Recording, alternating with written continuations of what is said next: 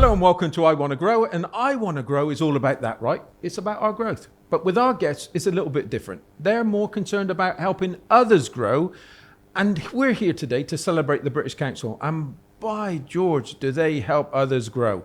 And today we have some special partners that are working with the British Council. Shireen, welcome to the podcast. Please introduce yourself and tell us a little bit about yourself. Thank you, Steve. So I'm 𝗙𝘂𝗪𝗀𝗪 Obeidat from Earthna Center for a Sustainable Future, Qatar Foundation. I'm the head of partnerships and outreach, and I lead the work on Qatar Sustainability Week, which has been the main partnership with the British Council. Perfect. And we have another special guest with Dr. Gonzalo. Thank you, Steve. My name is Gonzalo Castro de la Mata. I am the CEO of the Earthna Center for a Sustainable Future at Qatar Foundation. I'm really delighted to be here celebrating 90 years of the British Council, especially because the UK has been a leader in sustainability, has been a great partner, not just of Qatar, but I think globally in terms of sustainability and the thinking ahead of what it means for the planet and our future. Just tell us a little bit, because I know that you're a very close partner with the British Council. What do they mean to you? What is it that they're doing with you guys? Okay, so we've been working with the British Council. It goes back at least 10 or 11 years. We started, but the main work has started in 2016 when Qatar Sustainability Week's first edition started. And at the time, when we started with Qatar Sustainability Week, which aimed at raising awareness on sustainability in general, getting that idea across to the big community within Qatar of what it means to be more sustainable, what it means to change your lifestyle and become more sustainable. And of course, at the time, sustainability was important on the agenda, but it wasn't one of the main topics. So as we talked to different partners and supporters, the British Council stepped up, and they were one of the main and first partners who worked with us and who took it on themselves to take that idea and that objective to their big, huge community within Qatar, you know, whether it's their members, their alumni, and everybody who was working with the British Council, and started spreading that awareness and spreading that idea and activations on sustainability and changing behavior and becoming more sustainable. But I remember working with you guys back in 2016. Yes. And you've just grown and grown and grown and grown. It has snowballed, definitely. I mean, we still, every year, it started in 2016 with 100 events, maybe 50 partners. Last year in 2023, we had almost 500 events and activations during Qatar Sustainability Week with more than 270 partners. So it's there, it's out there. Everybody wants to work on sustainability. And this is the importance of these collaborations and partnerships like the one we have with the British Council. But I think that you've been right at the beginning of that sustainability side of things. You've got, because we weren't thinking about those things back then, but now you've become the champions. Now what has that growth been like for you? No, it has been fantastic. Earthna means in Arabic, our legacy. So it's not just what we learn from the past, but what we leave to future generations. So we are a think tank, and we work across all of the dimensions of sustainability. We work on areas such as air quality, energy transition, climate change, adaptation, biodiversity, circular economy, recycling, environmental education. So throughout all of those areas, we work closely with government and with other partners in Qatar to try to develop a vision for the country that is sustainable, looking into the future, so that we live the future the same as we found ourselves, the planet. And that's what sustainability is about. With the sustainability and how important it is to have this partnership, because I think we all need to be a part of this changing of the climate, right? And we need to all adopt something to make it a better place for our children and the children's children. Those partnerships that you've created, they must be invaluable, right? So what are those things that give us some examples of what you're working on right now, for example? Okay, shall I give Gonzalo just to say how important this partnership is, please. And then I can, Yes, of course. Go ahead. Yeah, in partnerships, as you said, Steve, are crucial for sustainability. We cannot do it alone. So we work very closely with government, for us, government is very critical. We engage, there is a commitment, and we try to support the government in their direction for sustainability. But we also work very closely with academia. Academia provides the information, the data that we need in order to figure out how to be on a sustainable pathway. And also other stakeholders, including civil society and the public at large. So Sustainability Week is an event that allows us to work with the community at large, where we provide a platform so that everybody can show what they are doing for sustainability. And it's really amazing because everybody's doing something.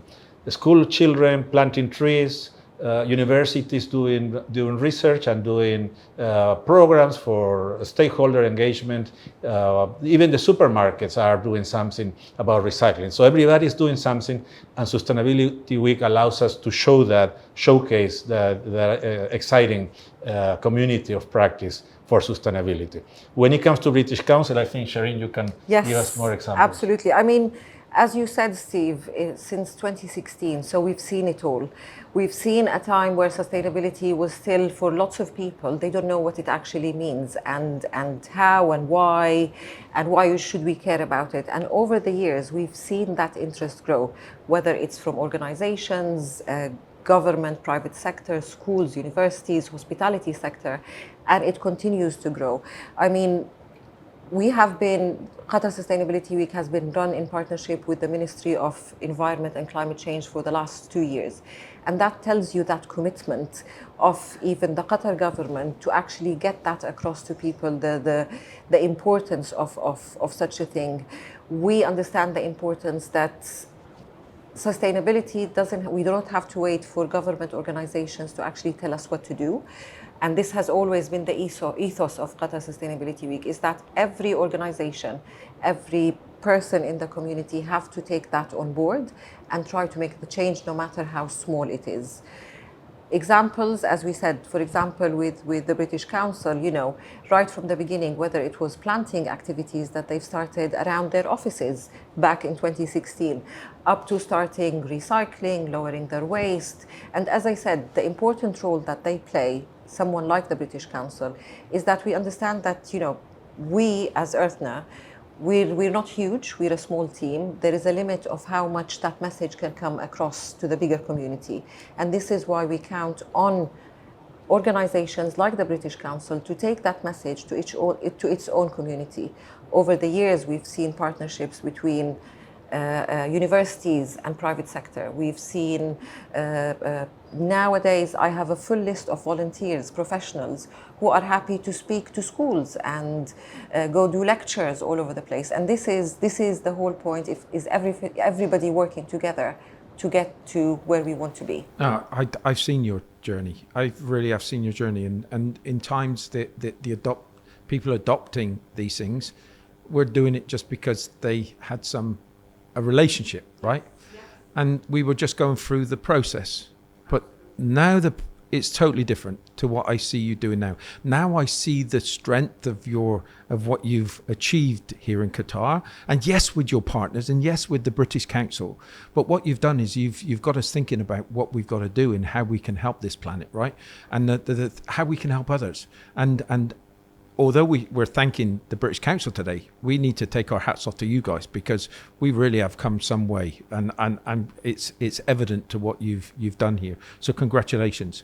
What are the next steps? What's the next steps? What are you achieving next?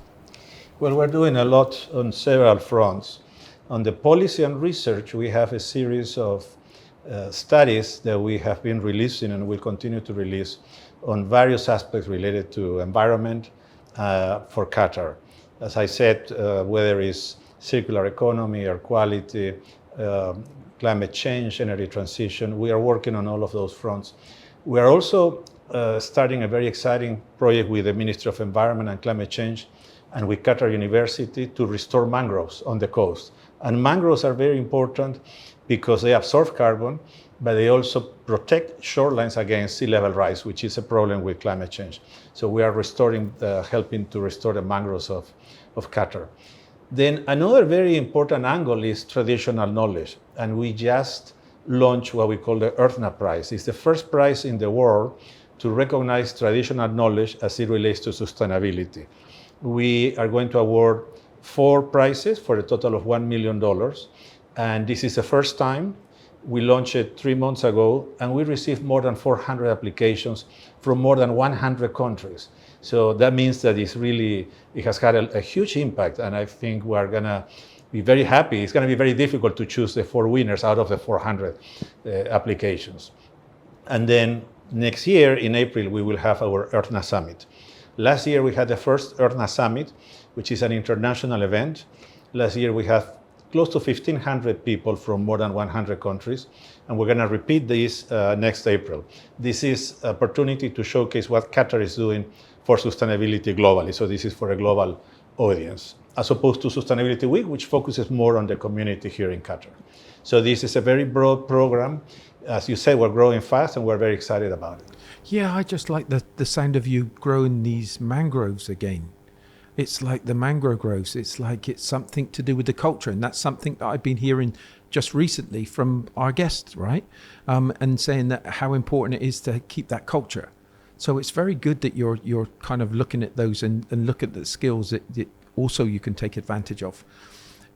Did you think that you were going to get to this stage back then, 2016?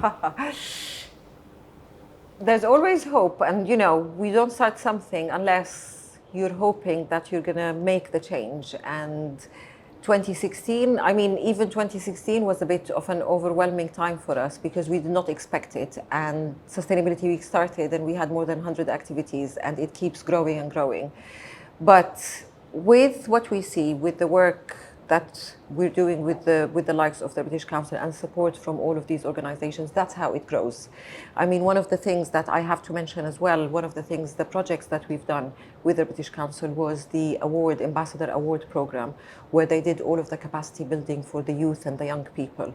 And this is where you look at it and you look and you hope for the future, and you have to always be positive when you see those young people. I think the British Council did an excellent job putting that education program, opening their eyes on the different challenges. And it's important to highlight that, whatever we're doing today, we're doing for the youth of tomorrow, where they're going to take charge as long as they understand what the challenges are. They understand the whole problem solving and how they can go about them. And the capacity building is what we're doing now for the youth of tomorrow. But it's great that you've got 400 applications. For the prize, yes. For the prize. That's quite staggering. Yeah, and the problem is, as we have gone through the applications, most of them are really excellent.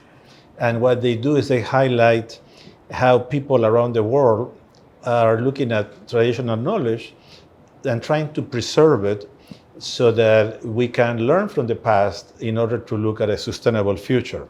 And there is a lot of wisdom in traditional knowledge, whether it is with water management, with agriculture, with technologies to keep seeds for agriculture and productivity. And there are lots of examples like that now we are losing. So the prize tries to show that what is traditional knowledge is still very relevant for sustainability going forward. As I say, we have applications from more than 100 countries. Now here we are sitting in a place called 𝗪𝗪, which is part of Old Doha that has been redone, has been redeveloped. But it has been redeveloped keeping the traditional Arabic architecture. It has lots of features that are traditional. For example, whenever you walk, there is always a shadow, right? There is always shade. Yeah. And it's orientated so that there is wind. The wind can cool you down and all of that. And the materials they have used and the colors and the textures remind you of a traditional Arabic city. So you have a blend here of traditional with modern, because of course here we have photovoltaics in the roofs and technologies to save water. And here you can see how you have merged the traditional knowledge with the modern sustainability features. The other thing that is very important is that traditional knowledge is part of our heritage and is part of our identity. And a people without heritage and identity loses the connection with its own culture and past. So that's why it's very important to promote traditional knowledge.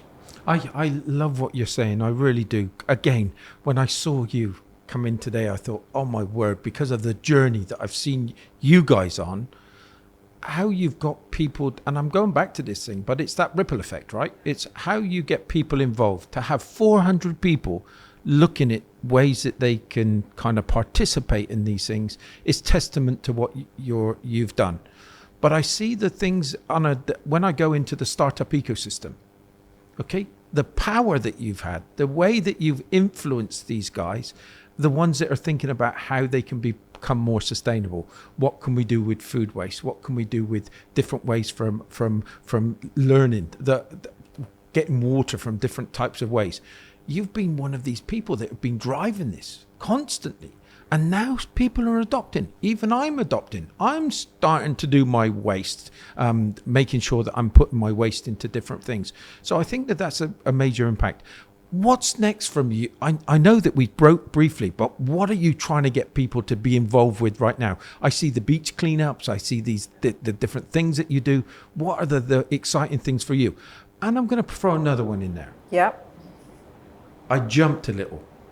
The one thing I want to know is, what are the things that you've seen in all your time there that have really made an impact to you? On a personal level? On a personal level. Oh, wow. I mean, on a personal level, when you see more and more people, okay, I'll give, in 2016, 2017, before Sustainability Week and months before, I'm never in the office. I'm going from one place to another, meeting people, explaining what Sustainability Week is. Nowadays, everybody starts calling me to say, we would like to take in Qatar Sustainability Week. How can we do that? We want to join you. We want to showcase what we are doing. Instead of us going, please, please, what can you do? So this is, for me, is an achievement. This shows, the hard work, it's actually paying off and it's happening. So on a personal level, obviously, I feel proud. Qatar Sustainability Week was my baby in 2016. It's now 9 years old.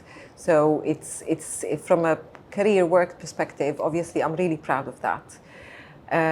What's new? I mean, every year, if you look at the website, if you look at the activations and events, there are always new things happening. There are always new organizations taking part, which shows that it's working. This year, we've added something really nice to the website. We've added sustainable lifestyle tips and actions for change. People can go on the website, they can click on them, they can read, they can interact and put their comments and the things that they have done. And we're hoping that with that, it's not just the organizations that are taking part, but general public can go on our website and they can interact with us and tell us how these tips have helped them change their lifestyle. We're going to have all the details of how to get onto your website on this film, but it's like now with this situation, okay, how do we get more people involved? How do we get people to realize more exciting opportunities? What do we do next? How do we get more people involved? Yeah, I think that, as Shireen said, it's no longer us going to the public, but the public coming to us. We live in a crisis right now, which is that climate change is already having a huge impact globally on our lives. I was born in Peru, and right now there are more than 600 fires in my country that are out of control. And the whole Amazon is burning now. That is in the news all the time. And there are floods in Europe probably because of climate, that they are exacerbated. So people are very aware of this crisis, but they don't know what to do. And I think what is important is to provide tangible opportunities for people to do something. And that is precisely what I think Sustainability Week can do, which is solutions that we can all do. Because sometimes we feel the problem is too big, it's overwhelming, there's not much I can do, governments are not doing anything, whatever. But you can do yourself, as you were saying. You can recycle your plastic, you can use less water, you can turn off the lights when you are not in a room. And those are all actions that don't require a lot of sacrifice, but in the aggregate really make a difference. So I think that that's what the next step is, for people to connect with solutions that they can do themselves. And that's the most important thing, right? Is that the little difference that you can make. And I think that's going to be the key, which I think you've achieved it great, because you've got people like the British Council helping you. Yeah, as you said, when they first started, they used to put plants around the. We can all just do one of these little things that is going to have a difference. Yes, sure. And you take one step and then you build on it and then you build on it and then it becomes a habit. And this is the whole thing. We talk about behavior change. It's not just starting something in Sustainability Week and then forgetting about it until the next time. It's about behavior change. This takes time, and we've started seeing the fruits of that change everywhere we go. But there's so many individuals that can be a British Council, that can actually do something to make a difference. Absolutely. And this is, I think, one of the important messages that we wanted to get across to the partners who started with us back in 2016 and 2017, is that they are role models. British Council was one of the role models to other organizations of what they started to do, how they started conveying this message, and others followed because they saw what they can do.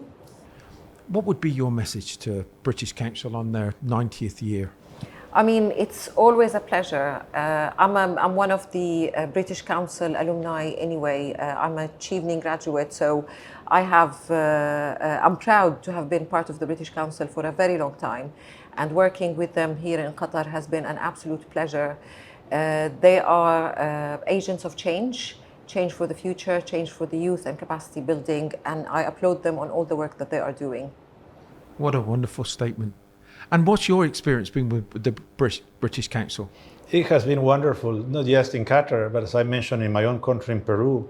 The British Council, I think globally, it's an agent of force for culture, using the English language as a tool to unite people, to excite people, and to spread a message of progress and of hope. And that's everywhere where I see the work of the British Council. So 90 years, I think, is really exciting.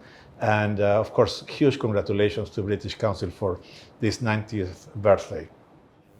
I'm really proud. I'm real proud to say the British Council. Look at what they've done. And your sentiments are unbelievable. They're going to take so much pleasure from this. I've got to ask you one question before we finish, and that is, there's one word, just one word, that you can relate to with the British Council. What would it be? I was thinking about that for the last, half an hour as you were thinking. I'm thinking you're going to come up with this. I'm not sure. I would say, can I do 2 words? Agents of change? That's 3 words. No, you can't. But this is great because nobody's come up with one word right now. Okay. So I think that we can't just fit one word with the British Council, Absolutely. Right? Because they're much bigger than that. They're much bigger than that. Yes. I have one word. Hope. Well done. Hope. That is It incredible. encapsulates what they have done Yes. and what they can do in the future for humankind. Please, please, please, please, please keep up the big success that you're doing. You are making a huge difference, and not for tomorrow, but for the generations to come. We need to keep on changing. You are the advocate of this. Keep on doing it, because I think what you're doing is just as important as everything else in this world. And listening to people like you, this world is in a much better place with people like you. Thank you. Thank you so much. Thank you for being Thank you, part of this Steve. today. Thank you. Thank you.